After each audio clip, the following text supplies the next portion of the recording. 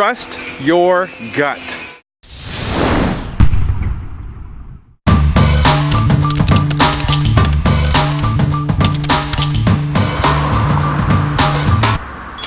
There's going to be times in your life when you really want to do something, when you feel like, man, this is the right thing to do. You just have to go for it. Even when the data says something else or the people around you say something else, you just feel like it's the right thing to do. That's when you have to go and do it, because otherwise, one, you're going to live in regret for the rest of your life. And two, there's a reason why this came to you. There's a reason why this idea came to you. It wasn't just coming out of thin air, right? It's out of frustration or pain or seeing somebody else go through a problem. There's a reason why this idea came, when you owe it to yourself to go and do it, even though it might be challenging. And so, in relation to my book, when I started writing the book, I wanted to write a different kind of book, and I'm going to share a little bit more about what I'm actually doing now. I wanted every page to be its own story. What I found super annoying with books is I'm flipping through the pages and I'm like looking at, when is this chapter going to end? When is this chapter going to end? Right? Like, oh, I still have 8 more pages in this chapter. You know, I want to go to bed or whatever it is. You ever had that experience? And so I wanted to have a book that you can pick up and put down whenever you want it. That every page would be its own ending point. And so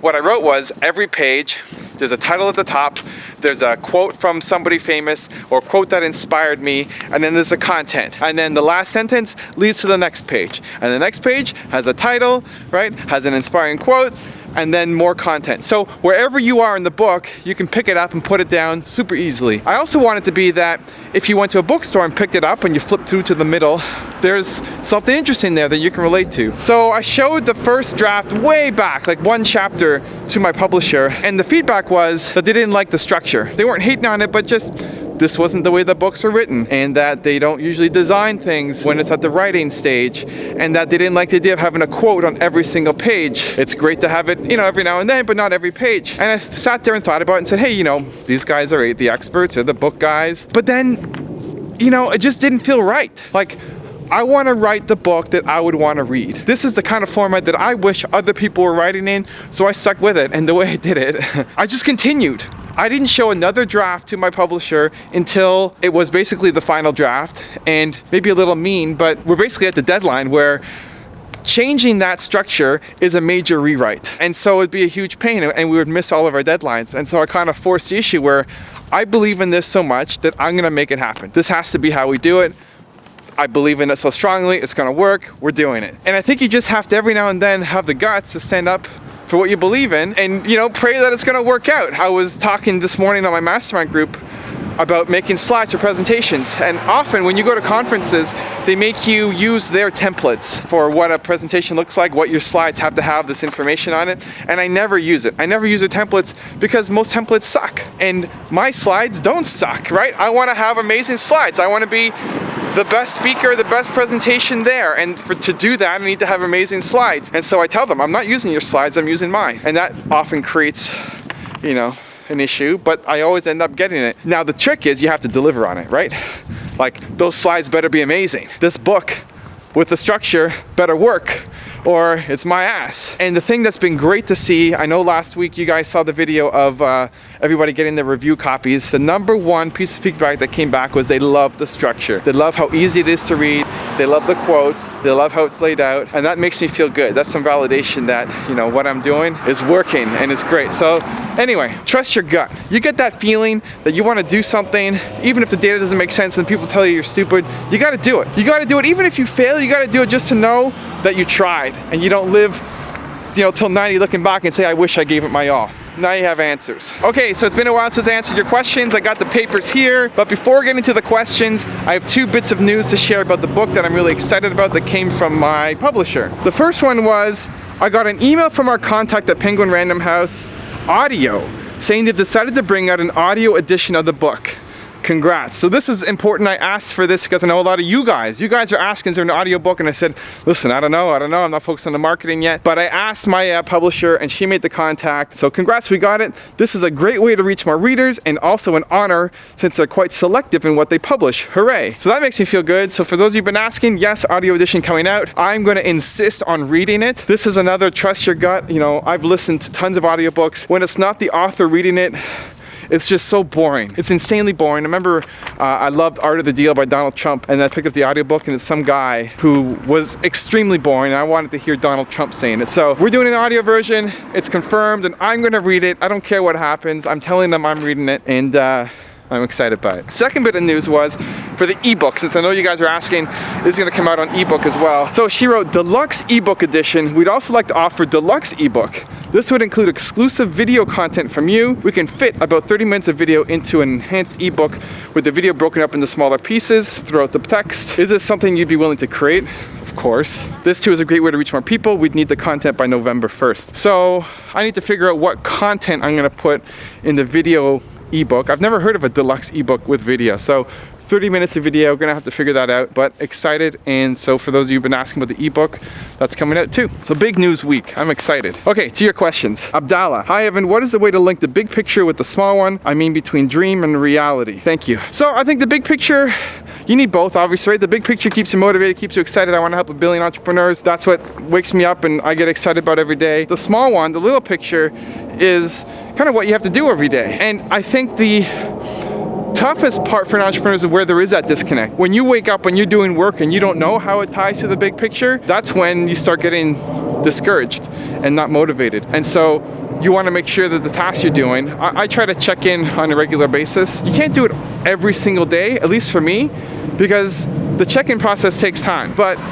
you know, I know that Tuesday is my book writing day. Today's Tuesday when we're recording this. I'm going down and I'm going to be writing my book. And today I'm actually editing the book. And I know what the bigger picture is. I know what we're trying to accomplish with it. You know, it helps with the goal of hitting 1 billion entrepreneurs. But I had my big planning session at the beginning. How do I want to reach more entrepreneurs? First of all, like even having a book. Why am I having a book? It's not because I need a book. It's because I want to reach entrepreneurs.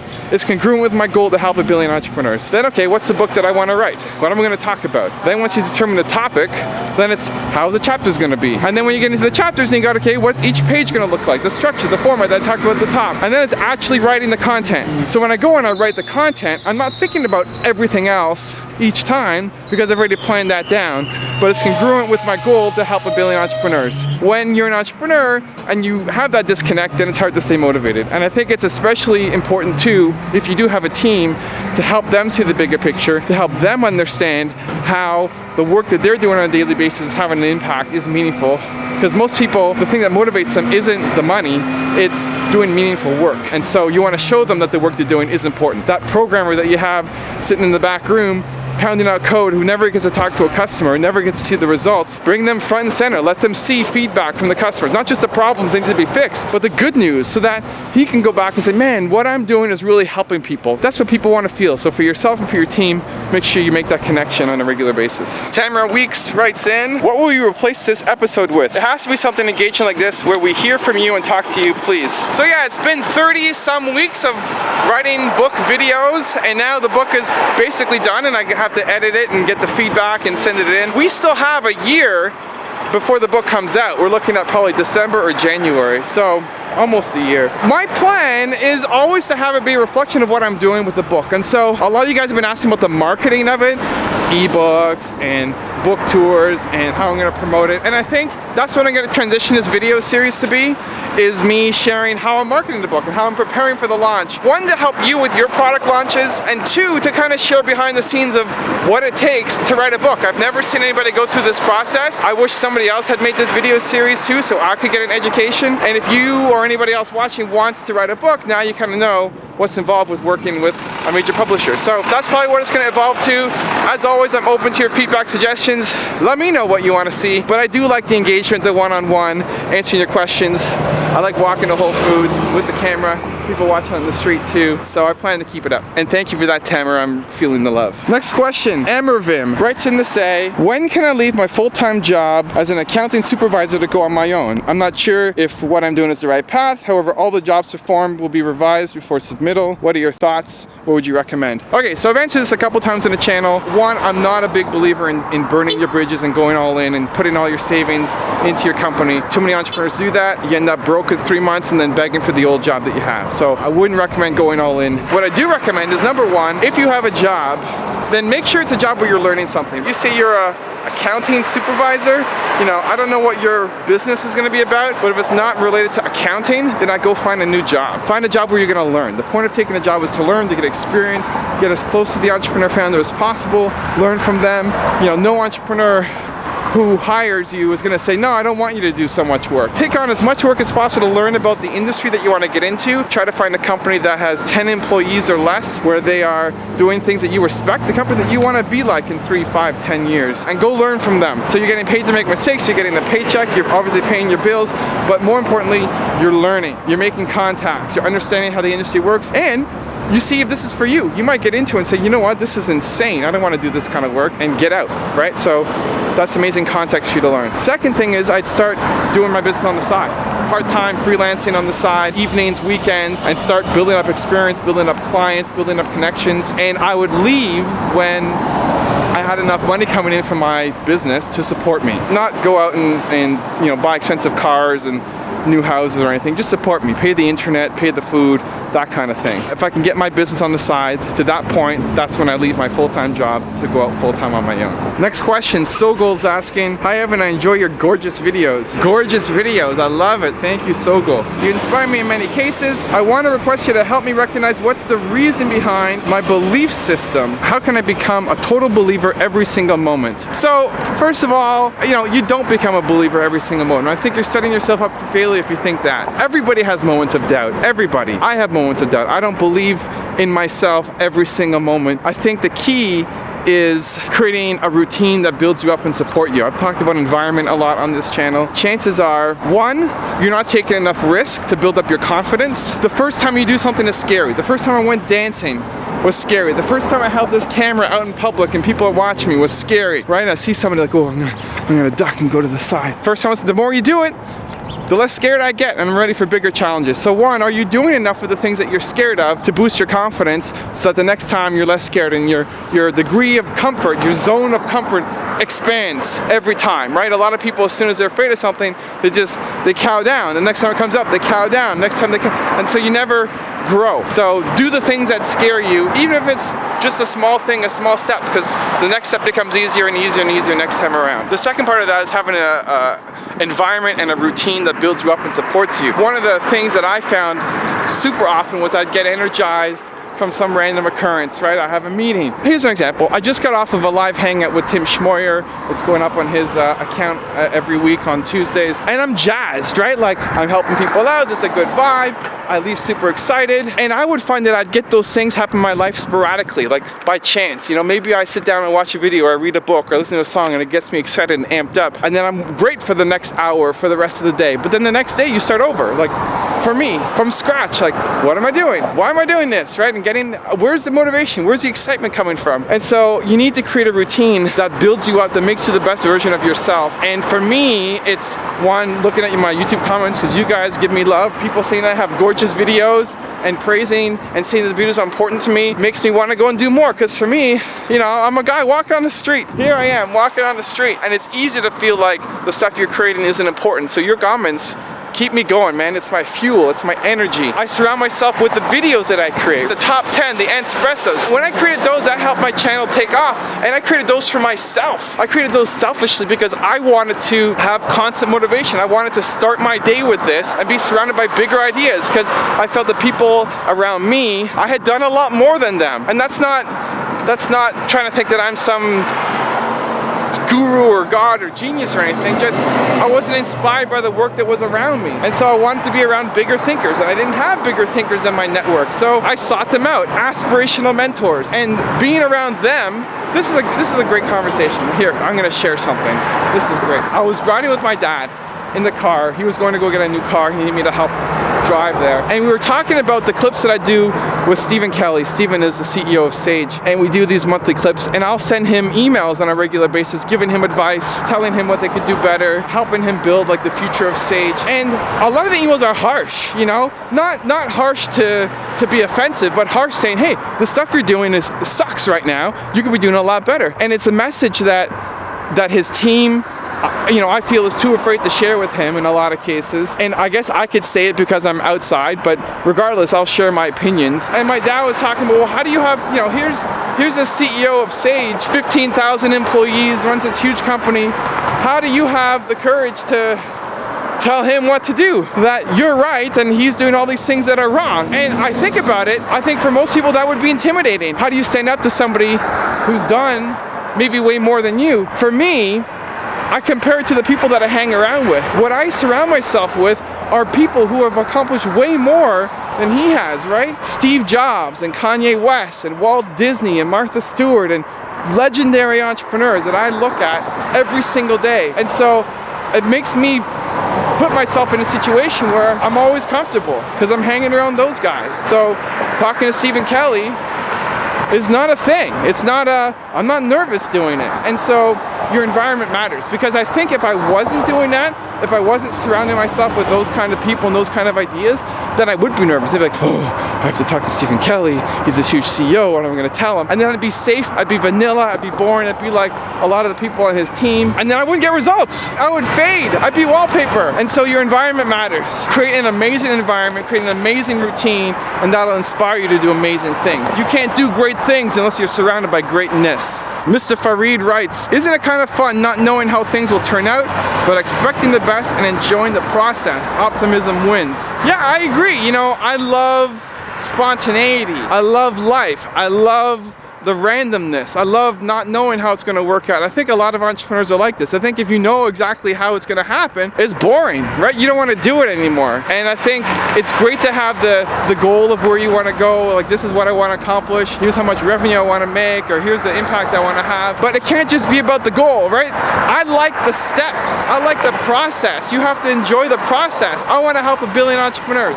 Let's say we do that through YouTube. I like making YouTube videos. I'm not just making YouTube videos because I want to hit my goal. I like the process. I like sitting here with the camera and recording this for you guys. I like being able to answer questions that you ask. I like watching the videos and the research. Like, I pour an insane amount of love and time into the channel, and I like it, right? I wouldn't have it any other way. I love it. You have to love the process. If you're just doing it as a means to an end, and you're only caring about the goal, then find another goal, because there are other goals that you can do where you enjoy the process too. Leading in business.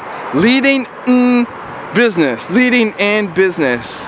Interesting, I like it. Congrats, Evan. I wish you much success with your book. I appreciate that. I really do. All of you guys who are leaving me comments, thanking me for the book, giving me excitement. I think it's an important lesson for me, because it keeps me going. Like, this is 30 some odd weeks. There's still not even a book release. We still have another year to go. And your comments fuel me to want to keep doing it, to make me feel like this is going to work, that it's an important process. And I think also it's a lesson that if there's somebody in your life who is trying to do something bigger, trying to do something that may take a long time to happen, has a big dream, encourage them. Give them a high five. Just send them a quick email. Just let them know that you care about them and that what they're doing is important, because they may be facing a moment of doubt. They may be facing a moment of crisis where they're not sure if they should continue or not. And your one simple email or phone call or high five can make them stay on path. Because you guys know how hard it is to run a business and to try to do something big. And so be that support person, right? It doesn't take a lot of time, it doesn't take a lot of energy or effort. Just a little bit of caring and a quick reach out can really make a dramatic impact on somebody's life. Your comments have an impact on my life, and so I really thank you guys for that. Next up, Victor from Brazil. I hope your book goes viral, and congrats for your 200,000 subscribers. Thank you, Victor. It's funny, it took me like, I forget, 5 or 6 years to get to 100,000, and then we hit 100 in September and hit 200 in January. Added 35,000 or so subscribers in January. And it's great. I love it. I love the milestones. I think one of my weaknesses is that I don't celebrate enough. 200,000 was great, but I'm like, 1 million. Let's go. Like, this isn't enough. I want to go. And I appreciate all the people who have been leaving celebratory comments, congratulatory comments. They really do mean a lot for me, and maybe I should celebrate more. Maybe it's just I'm too I'm too ambitious. I see a bigger picture and it just feels like a small step along the way. But I really appreciate it. Thank you guys so much. It means a lot to me. Next up, long-time loyal super fan Matthew from Katra, writing in to say, super excited for you, Evan. Thank you, man. Really appreciate that. I love the transparency of the footage. It's great to see the human element that is the core part of your process. It creates a connection with us viewers as to the unique person we all have come to appreciate. Yeah, so this is an important thing for me. Everything that I make is personal.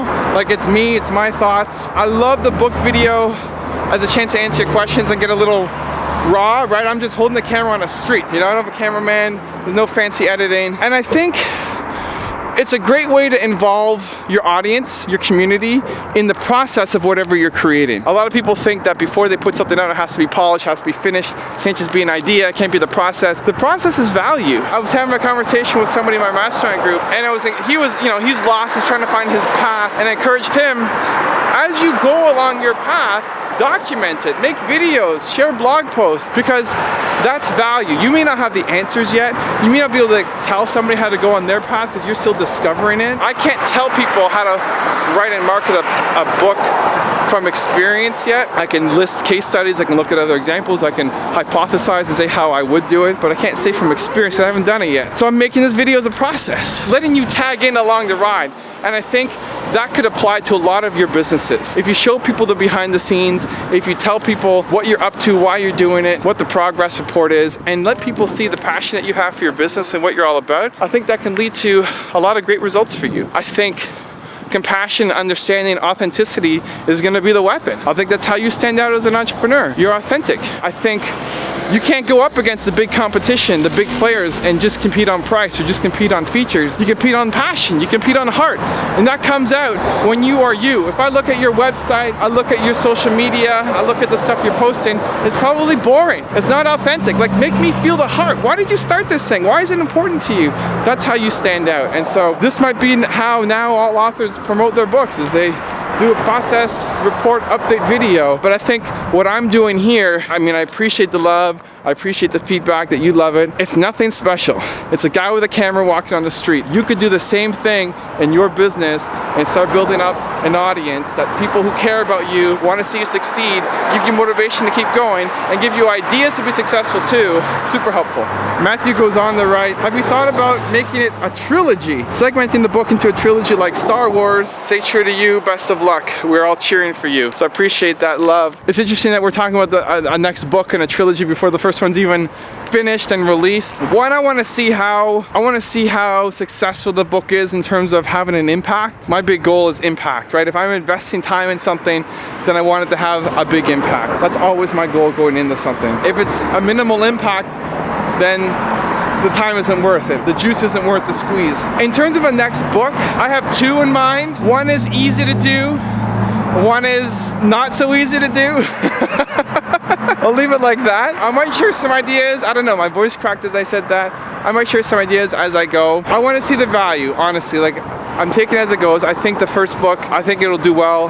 It definitely has been a labor of love and a ton of heart and soul. And there are two other options I have in my head that I'm playing with. But let's get the first one out and market it and in people's hands and have it an impact, and then we'll worry about books 2 and 3. Thank you, everybody. Really appreciate all the feedback, love, and support. I know it's been a while since I answered questions, so these are great. If you have a question for me about my book, about your book, about the book writing process, if you want to talk about the topic at the top about trusting your gut and how to do that too, leave in the comments below, and I will answer you in a future book video. Thank you so much for watching. I really appreciate it. Continue to believe, and I'll see you soon.